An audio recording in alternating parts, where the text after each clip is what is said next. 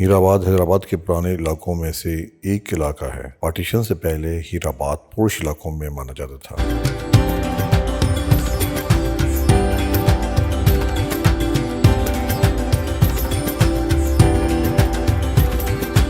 یہاں پر زیادہ تر امیر ہندو خاندان رہا کرتے تھے، جن کا تعلق عامل اور بھائی بند جو کہ لوہانہ کاسٹ سے تھے ہوا کرتا تھا۔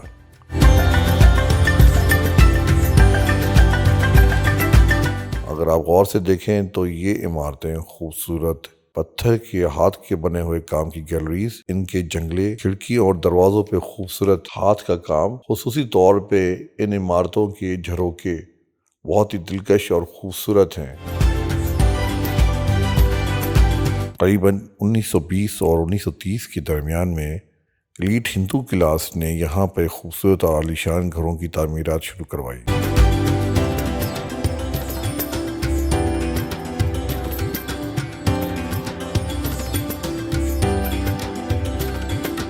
جو کہ پارٹیشن کے بعد انڈیا سے ہجرت کر کے آنے والے مسلمان بھائیوں کے استعمال میں آ گئے۔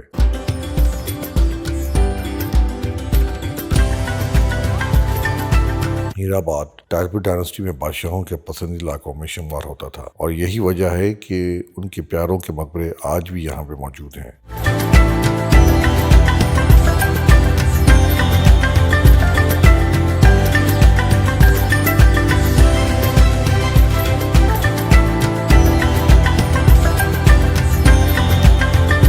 کہتے تھے کہ ہیرآباد کی سڑکیں کسی زمانے میں پانی کے ساتھ دھویا کرتی تھی۔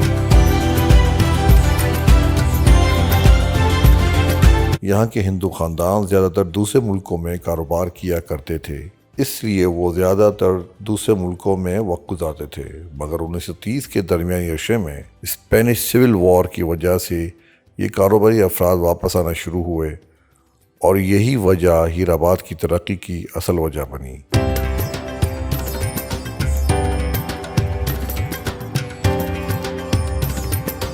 ان لوگوں نے اپنی رہائش کے لیے عالیشان گھر بنوائے۔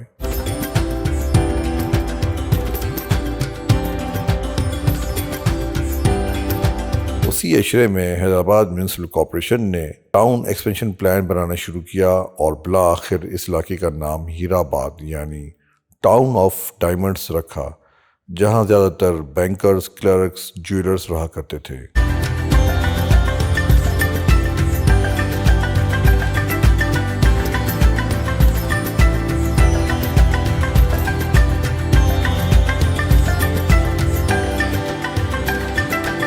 اس شہر میں اصل ایکسپینشن برٹش راج میں شروع ہوئی، جس میں اس وقت کی حکومت اور سول سوسائٹی نے بھرپور کردار ادا کیا۔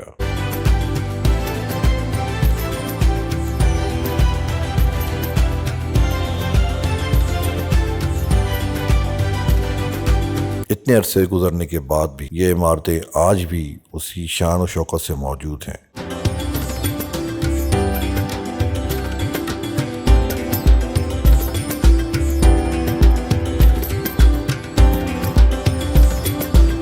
حیدرآباد کی موجودہ حالت اس وقت کوئی خاص نہیں ہے۔